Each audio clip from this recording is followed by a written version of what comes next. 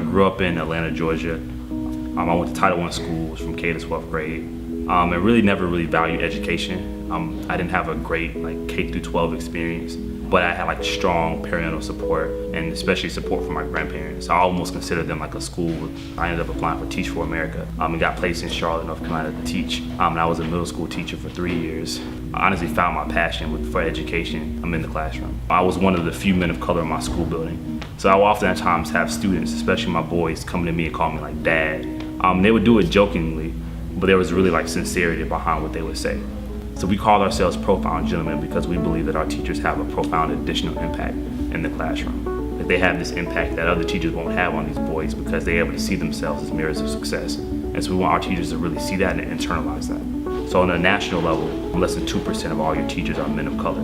We zoom in locally to here at Charlotte or CMS, that's about 5% of teachers are men of color. We found that schools and school districts actually don't have a difficult time recruiting men of color than they do retaining them. So these men of color leave like the profession 5 times higher than any other demographic, right? We want to make sure everything we do is from the teacher's perspective, led by teachers, driven by teachers, and we stand back and let them do that work because we feel like they're the best advocates. Like honestly, like the purpose of us even getting an office space is like we actually want to make the office space a place where teachers can work, come print, have like materials, almost like a teacher's lounge, get coffee. Like so, we're trying to make it try to just create a space, an atmosphere, like separate from a school where we want to just cater to the needs of teachers. I would say Profound Gentlemen for me, it has been a hub for recharging.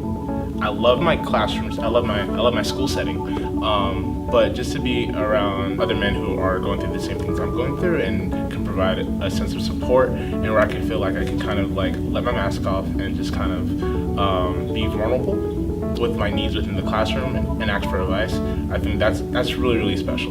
Like I'm not in this by myself. And I'm not going crazy. It's okay to feel it's okay to feel what I'm feeling. And those kind of moments help me stay in the classroom. We believe in like there should be targeted interventions that schools and school districts set in place to invest in their teachers, especially their men of color, for 2 reasons.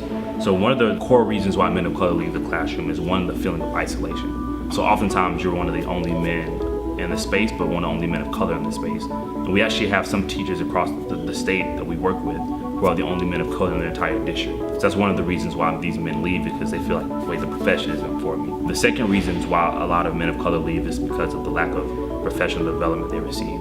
Oftentimes the men of color are pushed into disciplinary roles in the school building, but they're pushed into roles that don't necessarily involve academic excellence with their students. For our program, we want to ensure that these men have the proper community support necessary to feel invested, almost like create a family, and also have the professional development and skills necessary to really be successful and drive student instruction in the classroom.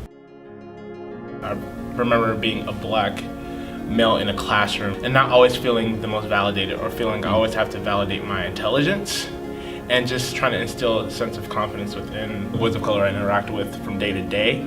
It's interesting in the classroom that we just try to separate literacy and life when those two are so intertwined. They are. So with Jonathan Farrell and Keith Lamont's got 2 huge national stories that happen.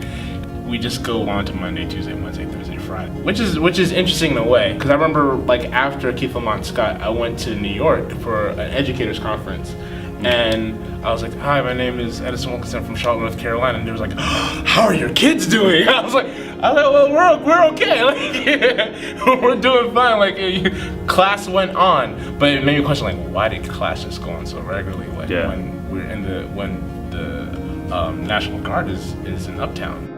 For the most part, we're really not trained to navigate those conversations. They know what's going on. Yeah, they do. But how do I, as an educator, facilitate conversation for them to feel like they have some sense of agency to make a change? And yeah. I think that's where I kind of see myself wanting to go now as well.